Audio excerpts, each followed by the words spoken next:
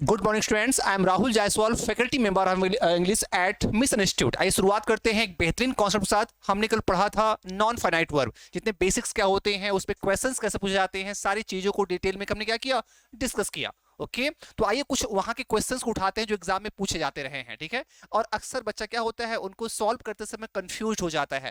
तो आइए कुछ क्वेश्चंस लेते हैं जो नॉन फाइनाइट वर्ब पे बेस्ड होंगे। ठीक है, आइए शुरुआत करते हैं। और आज जो क्वेश्चंस होंगे नॉन फाइनाइट वर्ब के भी होंगे और आपके मेन वर्ब के भी होंगे और कुछ मॉडल से भी क्वेश्चन होंगे। ठीक है, अच्छा क्वेश्चन है। आज की क्लास बहुत ही अच्छी होने जा रही है। आप वीडियो को पूरा देखिएगा और अंत तक देखिएगा, आपको बहुत कुछ सीखने को मिलेगा। राइट, तो हमने डिस्कस किया था परफेक्ट पार्टिसिपल पे। राइट, हमने डिस्कस किया था परफेक्ट पार्टिसिपल।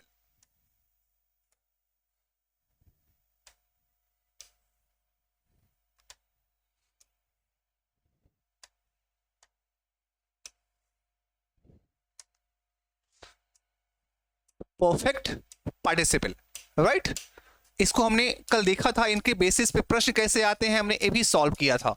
ठीक है, जैसे ये बनता कैसे है, ये बनता है हैविंग प्लस वर्ब की थर्ड फॉर्म से। कैसे बनता है, हैविंग प्लस वर्ब की थर्ड फॉर्म से बनता है। ओके, और कैसे काम करता है, एक काम करता है एडजेक्टिव की तरह। राइट, कैसे काम करता है, एक काम करता है एडजेक्टिव की तरह। जो देखने वाली बात है कि इसका यूज एक्टिव में किया गया है, इसका यूज पैसिव में किया गया है। यहां से एग्जाम में बार बार क्वेश्चंस पूछ लिया जाता है। ओके, हम केवल इतना रट मारते हैं कि जहां पर हैविंग के साथ वर्ब की थर्ड फॉर्म देखे उसका हम यूज कर दिए परफेक्ट पार्टिसिपल की तरह। नहीं, आपको ये भी ध्यान देखना होगा कि इसका यूज कैसे किया गया है। इसका यूज एक्टिव वॉइस में किया गया है कि पैसिव वॉइस में किया गया है। हम कहें कि एग्जाम्पल देख लें, हैविंग टॉट फिजिक्स। अगर मैं कहूँ having taught science, having taught science, having taught science, all the students went home. By the way, हमारे पास क्वेश्चन है। राइट, हमने क्या लिखा कि having taught science all the students went home. Okay, यहां पे वेंट लिखना चाहिए।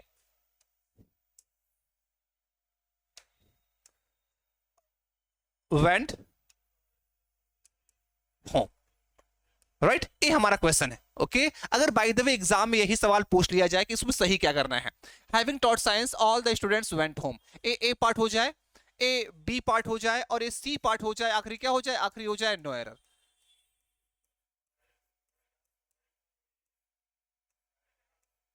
आखिरी हो जाए नो एरर। तो इसमें गलत क्या है हमें ये समझना होगा। तो हमें ये समझना होगा इसका यूज कैसे किया गया है। ओके, आइए इसको पहले क्या क्या है, इसमें दो सेंटेंसेस को हमने क्या किया है, एक सेंटेंस में क्लब कर दिया है। दो अलग अलग सेंटेंस को एक सेंटेंस में बनाना ही कहलाता है पार्टिसिपल। वो चाहे आप प्रेजेंट का यूज करिए, चाहे पास्ट का यूज करिए, चाहे परफेक्ट का यूज करिए। तो इसको हम अलग कर लेते हैं। देखो, सबसे पहले आप चीजों को बेसिक से पढ़ा है ना, तो उनको अलग करना आपको आना चाहिए। जब अलग कर लोगे तो सही क्या है गलत क्या है आपको ये समझ में आ जाएगा। इससे हमने कहा गलत है। अब क्यों गलत है, अब आपको ये समझना पड़ेगा ना। तो ये जब गलत कहाँ है, गलत क्यों है, आप ये नहीं समझेंगे तो उसे सही भी आप नहीं कर पाएंगे। तो ये समझाते हैं, इसको हम अलग कर लेते हैं।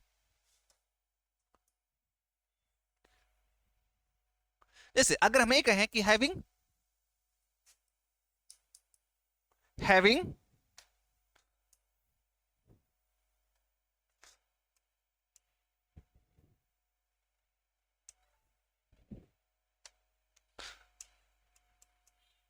Having done my job, having done my job, having done my job, having done my job I went home, I went home. ये देखिए, having done my job I went home. अब ये सेंटेंस हमारा क्या हो गया, सही हो गया। इसमें कोई दिक्कत नहीं है। अब ये सही क्यों है, ये गलत क्यों है, आइए इसको एनालाइज करते हैं। इसको आप पार्ट में, इसको दो पार्ट में बदल लो, या इसको जो जो एक कॉम्प्लेक्स, जो एक सिंपल, दो अलग अलग सेंटेंसेस को सिंपल सेंटेंस में चेंज किया गया है, इनको दो अलग अलग सेंटेंस में चेंज कर लेते हैं। जब दो अलग अलग सेंटेंस में चेंज करेंगे तो कहां गलत है ये हमें अपने आप मालूम चल जाएगा। तो having done my job I went home को अलग कर लीजिए, क्या हो जाएगा, इसका हो जाएगा I did my job, I did my job, I did my job और आई वेंट होम। यहां पे दो सेंटेंस क्या हो गए, दो सेंटेंस हमारे अलग अलग हो गए। अब देखिए ए हमारा सही भी हो जाएगा, I did my job I went home, तो इसको जब दो को एक में करोगे तो क्या हो जाएगा, इसका हो जाएगा I having done my job I went home. ए हमारा सेंटेंस क्या हो गया, सही हो गया। लेकिन ठीक उसी तरह से इसे आप अलग कर लीजिए, जब इसे अलग करोगे तो आप ए पाओगे कि गलत, ए इसका जो मीनिंग है ओ वाहियात है, ओ गलत है। आइए देख लेते हैं। जैसे अगर मैं कहूंगा having taught science all the students went home, तो यहां क्या हो जाएगा, इसका ये हो जाएगा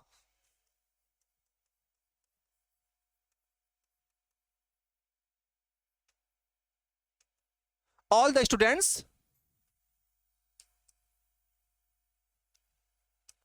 taught science, all the students taught science, they went home। क्या है, all the students taught science they went home. Okay, सारे बच्चों ने क्या किया, साइंस पढ़ाया और घर चले गए। ध्यान दीजिए, बच्चों को साइंस पढ़ाया जाएगा, बच्चे साइंस नहीं खुद से नहीं पढ़ लेंगे भाई, उन्हें साइंस टीच किया जाएगा ना। तो यहाँ पे जो एक्टिव मीनिंग में है, ये एक्टिव मीनिंग में गलत मीनिंग कन्वे करेगा, इसे हमें यूज करना होगा पैसिव वॉइस में। तो all the students taught science they went home हमारा गलत है, इसका होना चाहिए all the students were taught science. क्या होगा, इसको पैसे में आप चेंज करोगे तो क्या हो जाएगा, all the students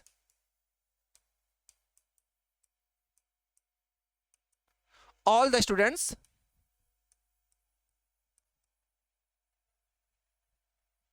were taught science। बातें समझ में आ रही हैं, all the students were taught science they went home।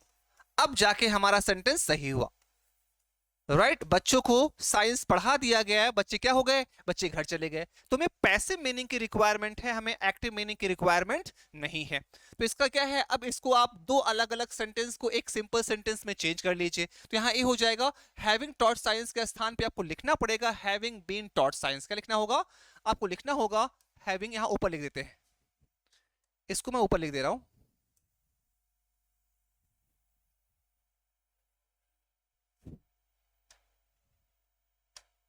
आपको लिखना होगा having been taught science, having been taught science. क्या होगा, having been taught science all the students went home, all the students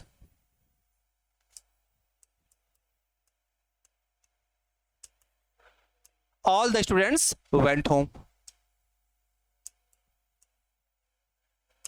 बातें समझ में आ रही हैं, having been taught science all the students went home. Okay, science पढ़ाने के बाद सारे बच्चे कहां चले गए, सारे बच्चे घर चले गए। तो ये हमारा क्या हो जाएगा, सेंटेंस सही हो जाएगा। बातें समझ में आ रही हैं। आइए कुछ क्वेश्चंस और देखते हैं। जैसे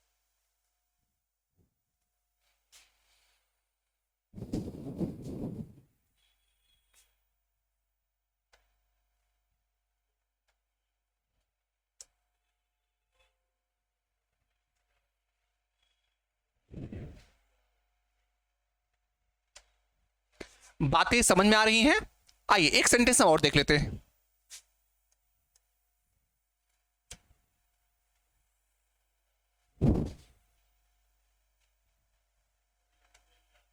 इसे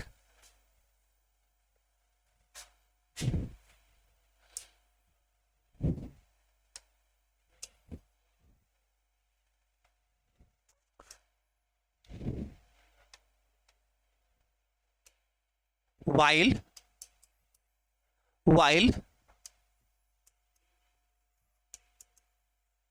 playing cricket, while playing cricket father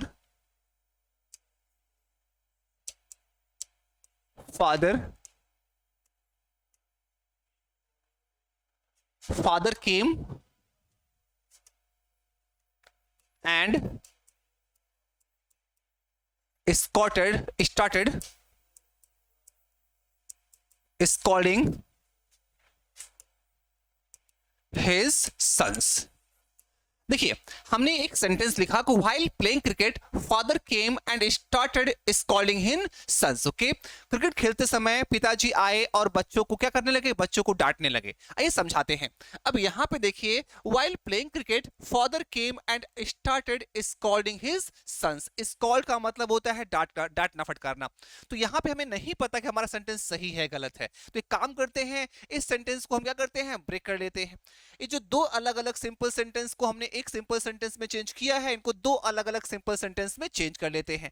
इस हिसाब से इसको होना चाहिए कि यहां पर जो क्रिकेट खेलने वाला कौन कौन, अब देखो यहां पर व्हाइल प्लेइंग क्रिकेट फादर, तो इसका मतलब क्या है कि यहां पर फादर खेल रहे हैं क्रिकेट, जो सही मीनिंग कन्वे नहीं करेगा भाई। इस सेंटेंस को आप ब्रेक करेंगे तो कैसे बनेगा ये देख लेते हैं। ये बनेगा father was playing cricket.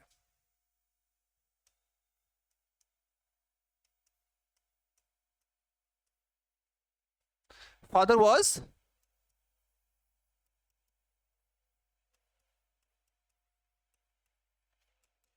father was playing cricket. He came, he came and started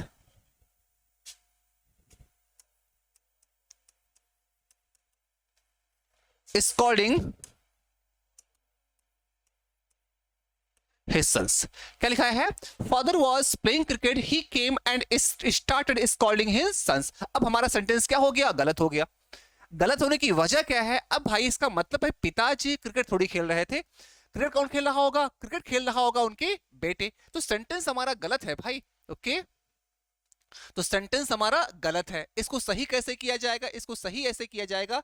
अब यहां पर वाइल प्लेइंग का जो सब्जेक्ट है वो मेंशन नहीं है, और इसको पैसिव वॉइस में भी आप नहीं बना सकते। पैसिव वॉइस में क्यों नहीं बना सकते, क्योंकि हमारा वर्ब क्या है, इंट्रांसिटिव है। तो हमेशा दिमाग में रखिए कि अगर जो मेन क्लॉज, अगर इसको पैसिव वॉइस में आप नहीं बना सकते तो आप क्या करिए, जो आपका पार्टिसिपल लिखा है उसका सब्जेक्ट मेंशन कर दिया जाता है। तो इसका सही हो जाएगा वाइल सन्स हो जाएगा। ठीक है, इसको आप कैसे सही करोगे आइए देख लेते हैं। इसको सही किया जाएगा,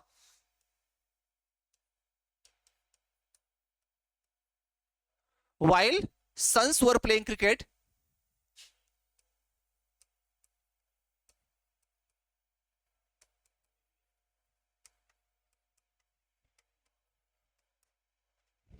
while sons were playing cricket, father came, father came and started. Okay, while sons were playing cricket, father came and started scolding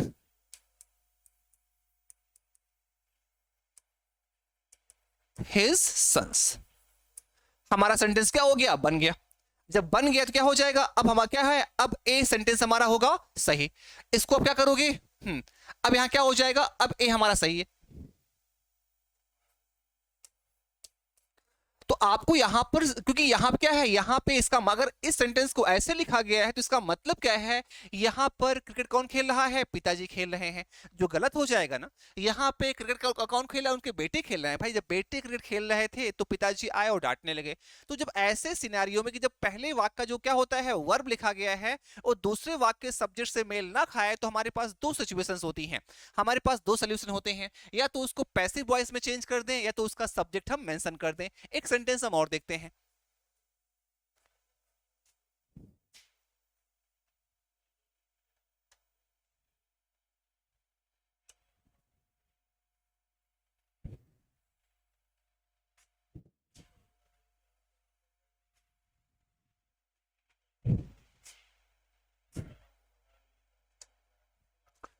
जैसे ऐसे हम गए हैं,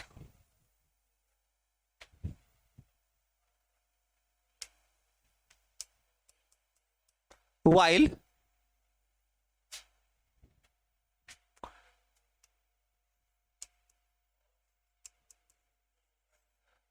playing in the ground, while playing in the ground,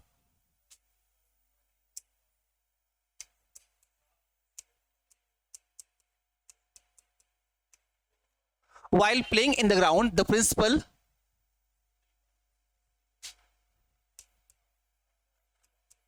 looked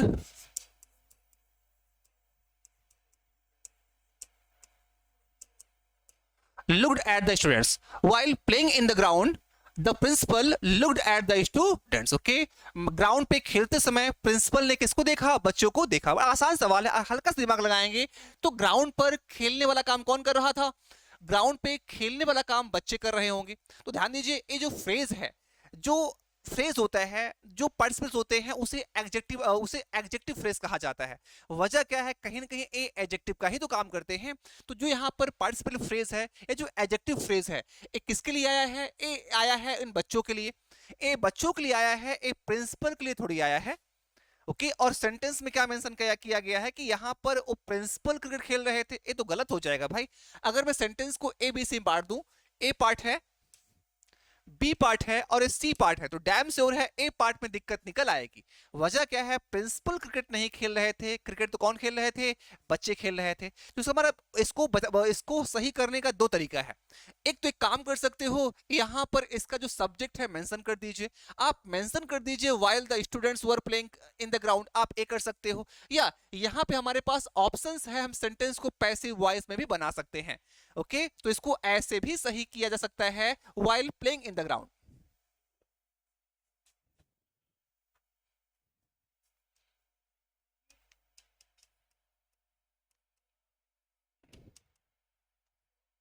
while playing in the ground.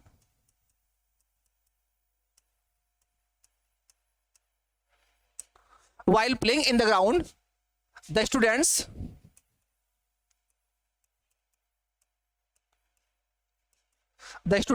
were looked at,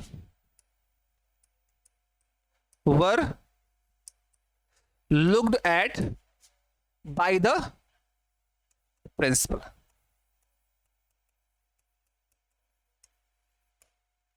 एक तो इसे ऐसे सही किया जा सकता है, एक तरीका सही करने का और है। ओके, ये तो हम लिख सकते हैं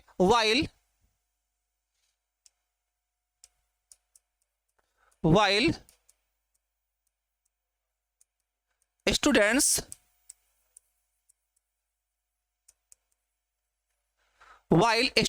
were playing,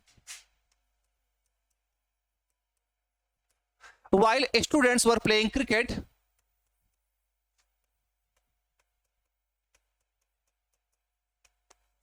the principal, spelling गलत है,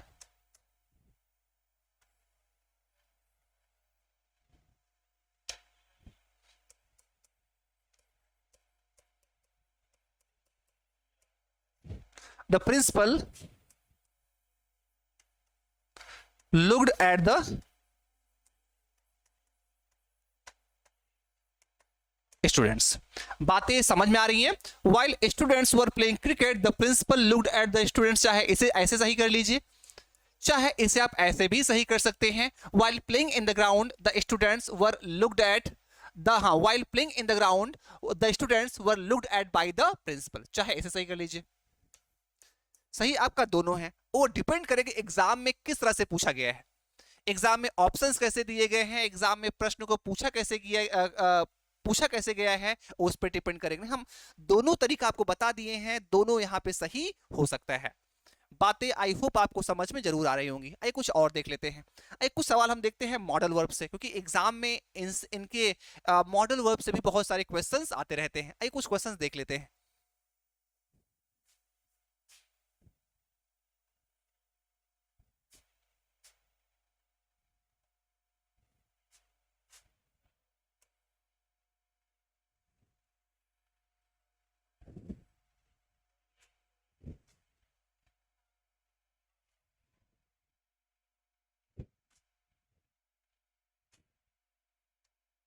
जैसे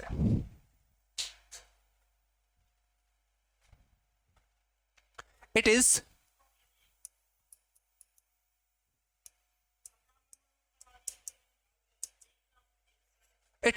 raining outside, it is raining outside, it is raining, yeah,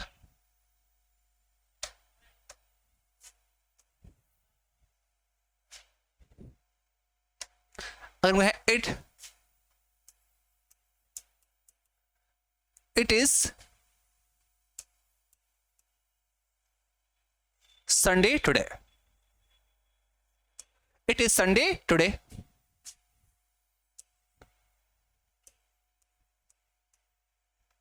he should be at home. देखिए एक सवाल है, it is Sunday today, he should be at home. आज संडे है, उसे घर पे होना चाहिए। अगर मैं इसे ए बी सी डी चार पार्ट में बांट दूं, ए पार्ट है, ए बी पार्ट है, ए सी पार्ट है, आखिरी क्या हो जाएगा? आखिरी हो जाएगा नो एरर। ओके और आपको मैं फिलर्स भरने, और यहां पे क्या है, यहां पे शुड पे हम क्या कर दें, शुड पे कर दें अंडरलाइन, राइट। और उसके बाद चार आपको ऑप्शंस दे दें। यहां पे क्या हो जाए, यहां पे हो जाए मे, यहां पे हो जाए कैन, यहां पे हो जाए विल, और यहां पे हो जाए नो इंप्रूवमेंट।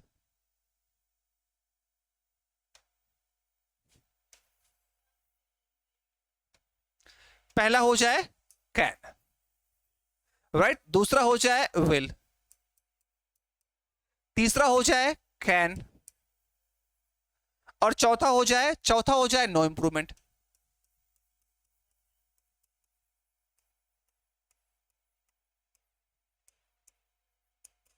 बातें समझ में आ रही हैं? पहला कैन हो जाए, पहला कैन हो, दूसरा विल हो, सही यहां पे कुड लिखना चाहिए था।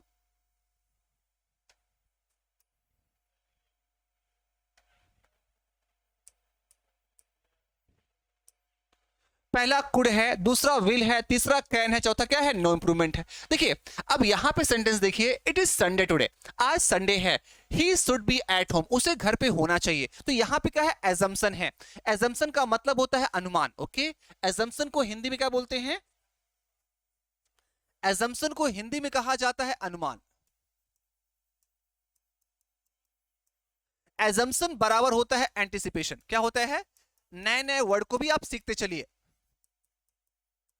एजम्पशन का मतलब होता है एंटिसिपेशन। तो जब हम कहीं पर एंटिसिपेट करते हैं, कहीं पर एजम्पशन लगाते हैं, वहां भी शुड का यूज किया जा सकता है। आपको बेसिक्स में पढ़ाया गया था, हम जब आपको मॉडल्स पढ़ाए गए तो सारी चीज बताए थे कि हम शुड का यूज कहां कहां करते हैं। शुड का यूज हम करते हैं किसके लिए? हम सजेशन के लिए करते हैं, एडवाइस के लिए करते हैं, मोरल ऑब्लिगेशन या ड्यूटीज के लिए करते हैं, और साथ साथ शुड का यूज किया जाता है किसके लिए? एजम्पशन या एंटिसिपेशन के लिए भी किया जाता है। सिम कहें, he should be, okay, it is Sunday today, he should be resting at home.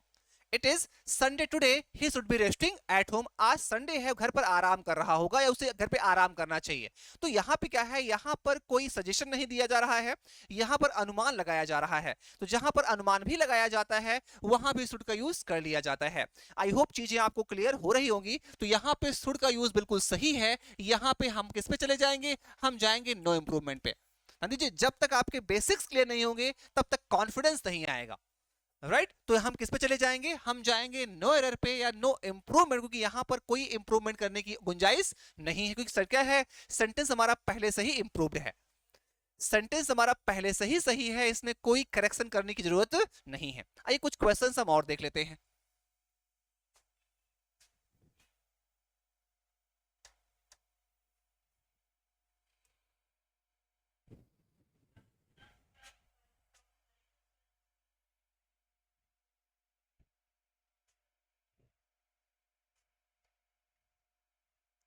सुन कहें, Sarla has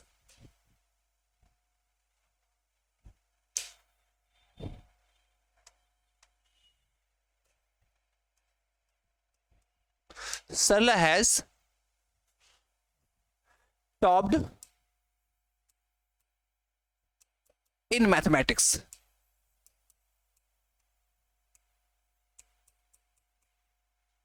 Sarla has topped in mathematics, right? She must be working hard in it.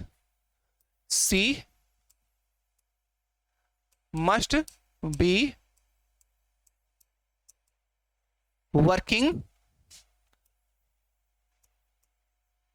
hard in it.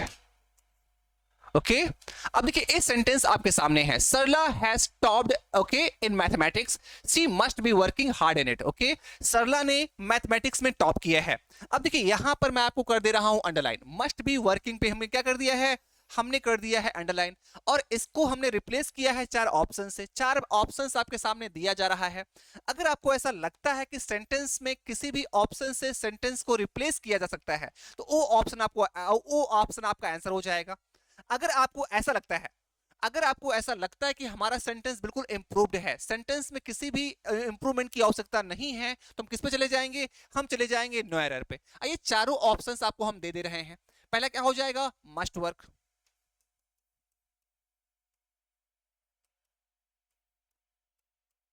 पहला है must work. दूसरा क्या है, must have worked. दूसरा क्या है, must have worked है। अब तीसरा क्या है, must be worked. Must be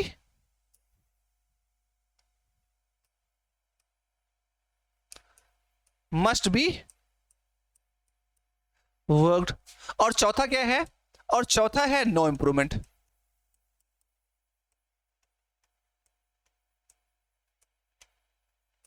चौथा है नो इंप्रूवमेंट। अब देखो चारों आप ऑप्शंस को अच्छे से देखिए, यहां पे साफ साफ रिजल्ट मेंशन है, Sarla has topped in mathematics. इसका मतलब क्या है, टॉप करना किसी भी एक्शन का रिजल्ट है ना भाई। आपने 6 महीना तैयारी की, तो तैयारी करना क्या है, वो कॉज है, वो रीजन है अच्छे रिजल्ट लाने का। तो she has topped in the class क्या है, रिजल्ट है। तो रिजल्ट कब आता है, रिजल्ट तभी आता है जब कोई एक्शंस आपने बैकग्राउंड पे खत्म किया है ना, जब आपने पढ़ाई की है तभी तो अच्छे रिजल्ट आएंगे। जब आपने पढ़ाई ही नहीं की है तो रिजल्ट भी अच्छे नहीं आएंगे। तो यहां पे क्या है, रिजल्ट क्या है, आप किसी भी क्लास में किसी भी चीज में टॉप करना एक रिजल्ट है। और रिजल्ट कब आता है, जब कोई एक्शन हो चुका होता है। ये सब बेसिक्स हैं, मॉडल से ऐसे ही क्वेश्चंस आएंगे और आपको क्या है, आपको इन्फ्रेंस करना होगा।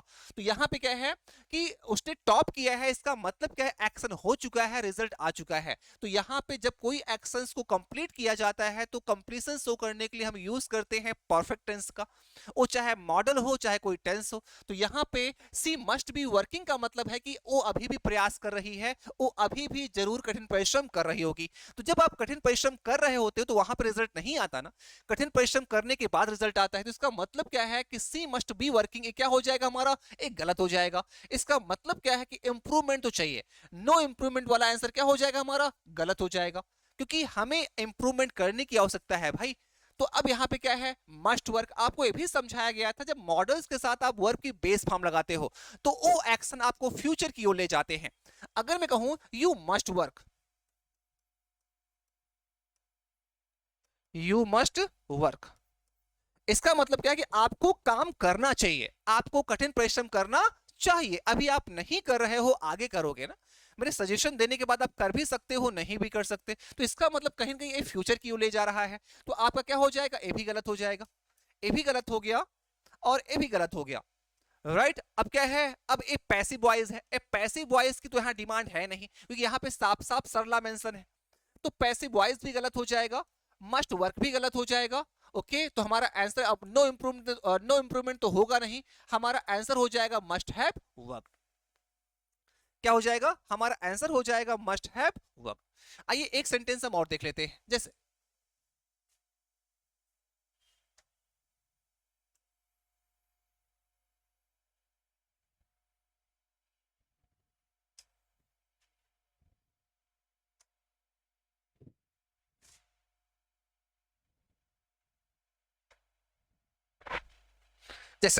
अगर मैं कहूं रौनक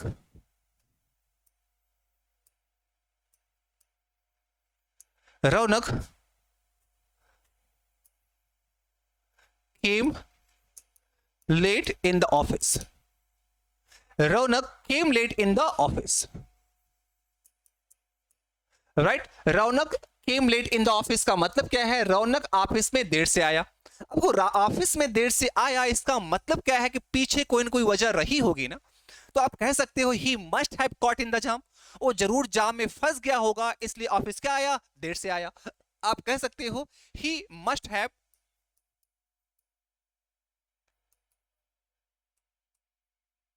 ही मस्ट हैव गॉट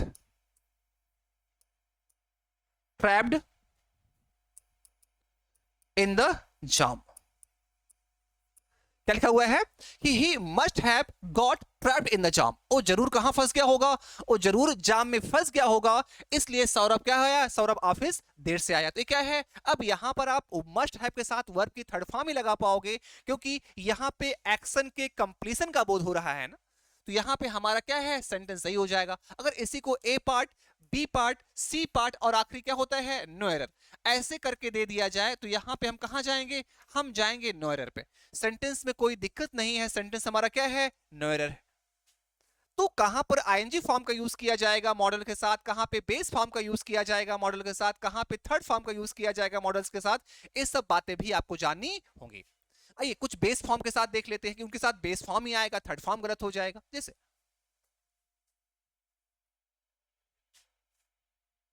हम कहें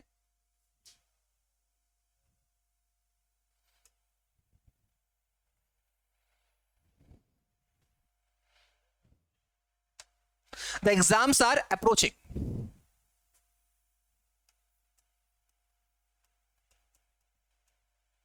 the exams are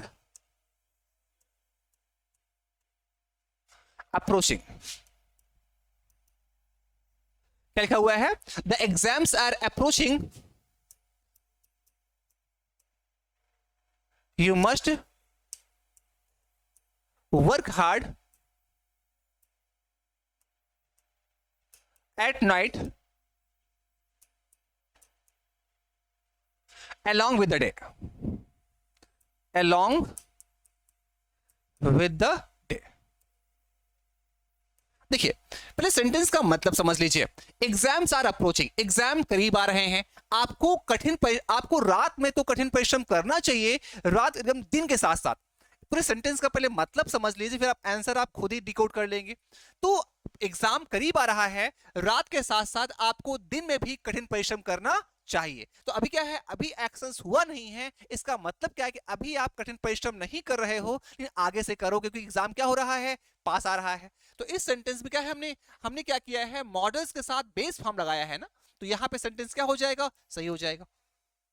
तो जब फ्यूचर की बात हो तो आप बेस फॉर्म का यूज करिए, जब कोई एक्शंस ऑन गोइंग हो, कोई एक्शन चल रहा हो, तो वहां पे कंटिन्यूअस फॉर्म का यूज करिए, जब कोई एक्शंस हो चुका हो तो वहां पे आप थर्ड फॉर्म का यूज करिए। राइट, एक कंटिन्यूअस को भी हम देख लेते हैं, कहां पर हम मॉडल्स के साथ आईएनजी फॉर्म का यूज करेंगे, आइए भी देख लेते हैं।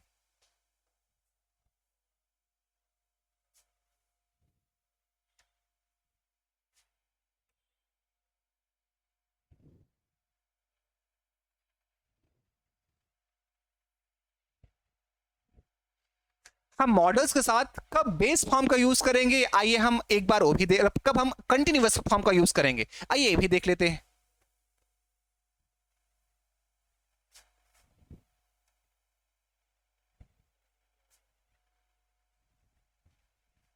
इसे हम कहें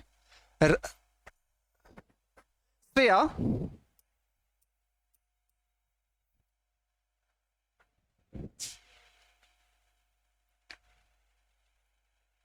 श्रेया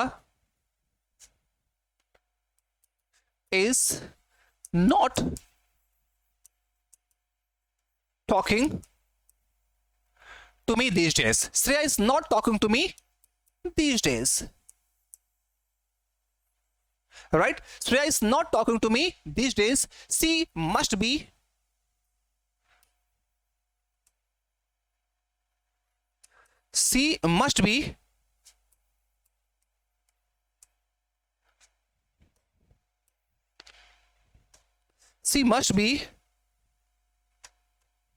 preparing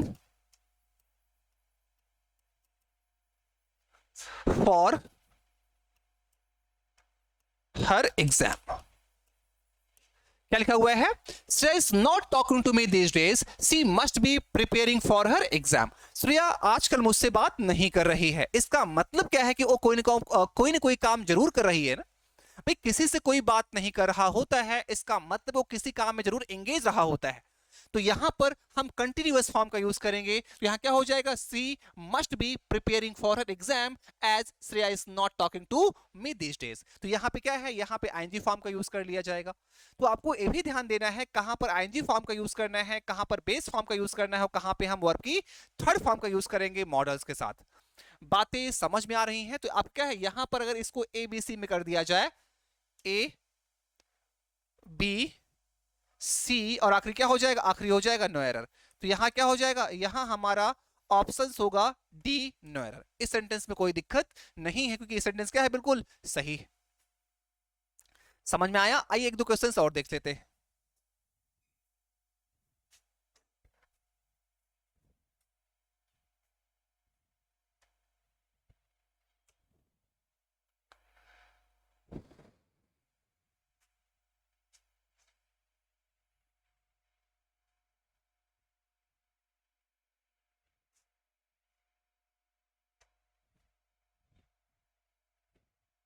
माय फ्रेंड, अगर मैं कहूं my in my problem, in my problem, in my problem, इसको और से लिख देता हूं,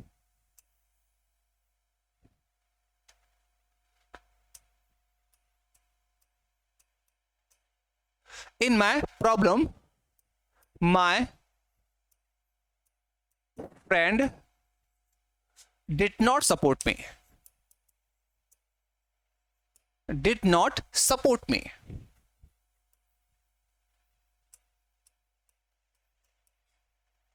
In my problem, my friend did not support me while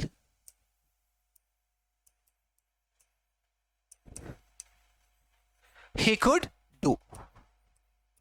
While he could do. अब देखो, ए हमारा सेंटेंस है, ए पार्ट है, ए बी पार्ट है, ए सी पार्ट है। दिमाग लगाइए किस पार्ट में दिक्कत है।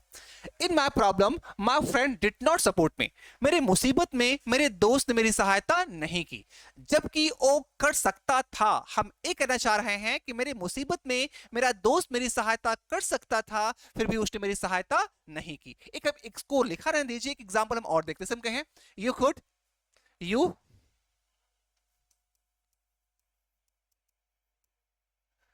did not attempt to win the race.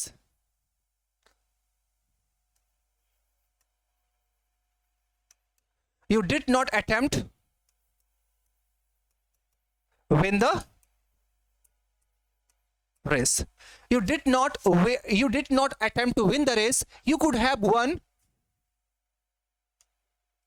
You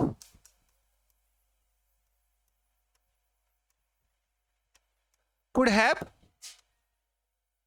won if you had attempted. If you had attempted.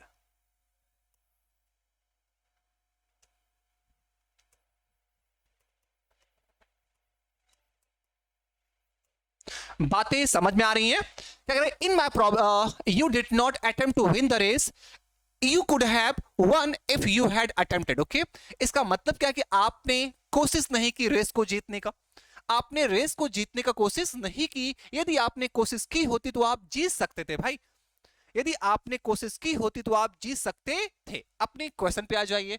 In my problem my friend did not support me, मेरी समस्या में मेरे दोस्त ने सपोर्ट नहीं किया, जबकि वह कर सकता था। भाई तो गलती क्या है, गलती आपका सी पार्ट में है। ही कुड डू के ही कुड डू के स्थान पे आपका आंसर होना चाहिए ही कुड हैव डन। बातें समझ में आ रही है ना? तो यो व्हाइल ही कुड डू के स्थान पे क्या होना चाहिए, ही कुड हैव डन का यूज किया जाना चाहिए। बातें समझ में आ रही हैं? आइए एक दो क्वेश्चंस और देखते हैं।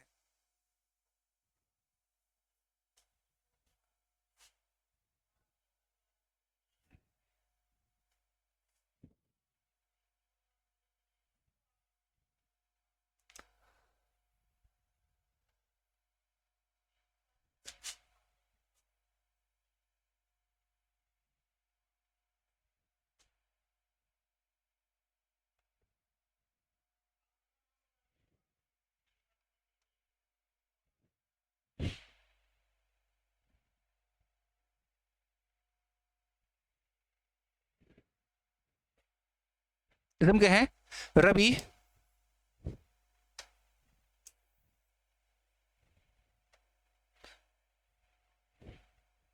Ravi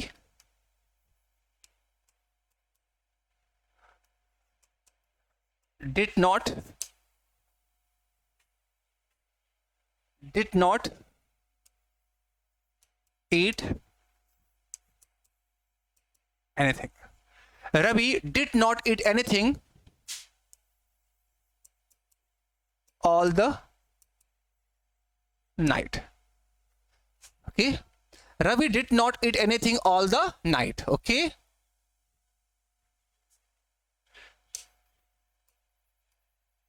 He could have eaten anything. यहां देखिए, Ravi did not eat anything all the night, he could have eaten anything while. अब यहां देखिए, रवि ने रात भर कुछ नहीं खाया, जबकि वह कुछ भी खा सकता था। भाई रवि रात भर कुछ नहीं खाया जबकि वो कुछ भी खा सकता था। तो जब मॉडल्स के साथ वर्ब की थर्ड फॉर्म दिया रहता है, उसका मतलब होता है कि एक्शंस नहीं हुए, जबकि एक्शंस हो भी सकते थे। तो यहां हमारा क्या है, इस सेंटेंस में अगर ए बी सी कर दिया जाए तो सेंटेंस चला जाएगा नो इंप्रूवमेंट में। ए पार्ट है, ए बी पार्ट है और क्या है, सी पार्ट है। अगर इसे ए बी सी कर दिया जाए तो हमारा ऑप्शन क्या होगा, हमारा सेंटेंस जाएगा नो एरर पे। इस सेंटेंस में कोई दिक्कत नहीं है।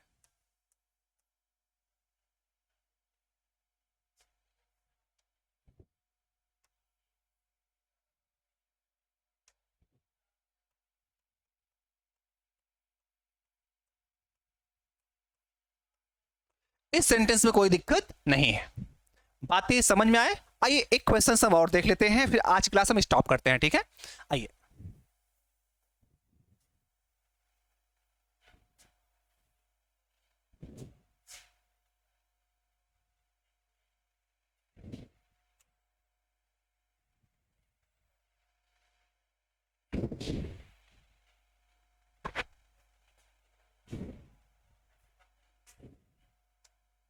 अगर हम कहें Ravi is not picking up my phone,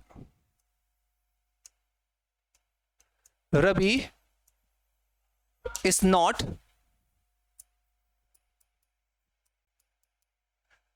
picking up my phone,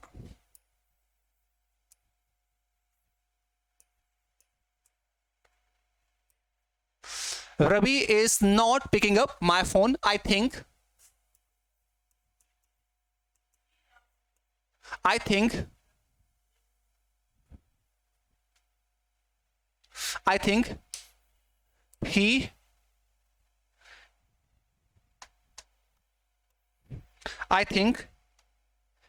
must drive the car। अब देखो सेंटेंस को आप देखोगे ना तो इसमें गलत क्या है आप खुद डिकोड कर लोगे। Ravi is not picking up my phone, I think he must drive the car. Okay, Ravi मेरा फोन नहीं उठा रहा है, मुझे लगता है कि वो जरूर गाड़ी चला रहा होगा। अब यहां पर कोई एक्शंस हो रहा है ना। Okay, Ravi is not picking up my phone, I think he must be driving होगा, ही मस्ट अब ड्राइव नहीं होगा। भाई सेंटेंस को पढ़िए, आपको आंसर अपने आप पता चल जाएगा। Ravi is not picking up my phone, I think he must be drive the car नहीं होगा। अगर मैं he must drive the car लिख रहा हूं, इसका मतलब है कि उसे कार जरूर चलाना चाहिए।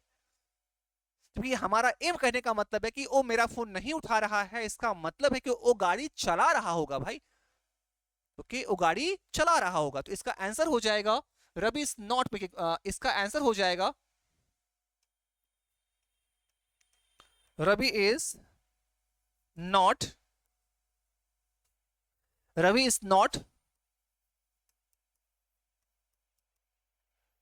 Picking up my phone.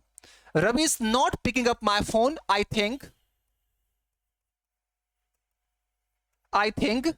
he must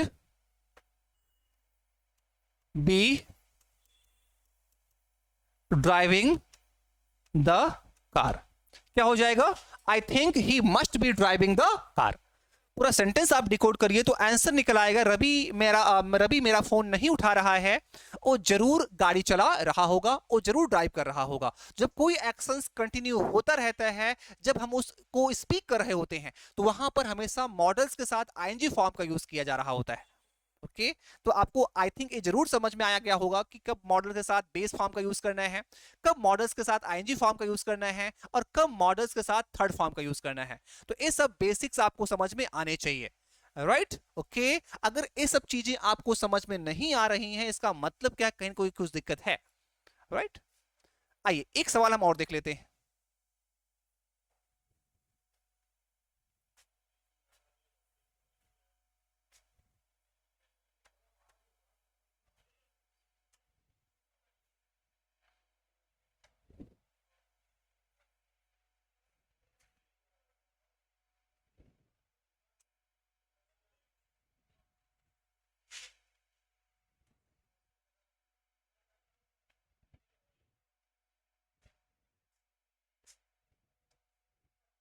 Vinay,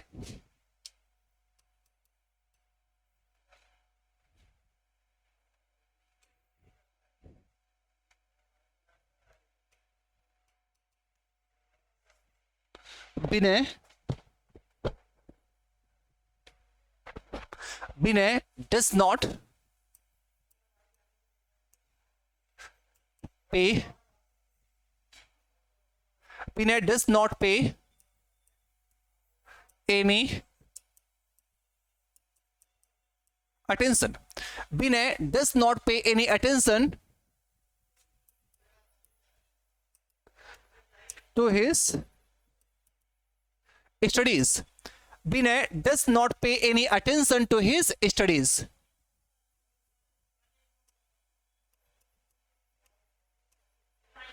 He must fail this time. देखिए क्या कह रहा है, Vinay does not pay any, Vinay does not pay any attention to his studies, he must fail this time. Vinay अपने पढ़ाई पर बिल्कुल भी ध्यान नहीं देता। क्या लिखा है, विनय अपने पढ़ाई पर बिल्कुल भी ध्यान नहीं देता, वो जरूर फेल हो जाएगा इस बार। तो अभी फेल नहीं हुआ है और ना ही फेल हो रहा है, इन फ्यूचर फेल हो जाएगा ना, क्योंकि वो अपने पढ़ाई पर बिल्कुल ध्यान नहीं दे रहा है। तो अगर इसको एबीसी में बांट दिया जाए तो यहां पर कोई एरर नहीं है, इस सेंटेंस में कोई एरर नहीं है। ये सेंटेंस आपका जाए किसमें, ए जाएगा नो इंप्रूवमेंट में।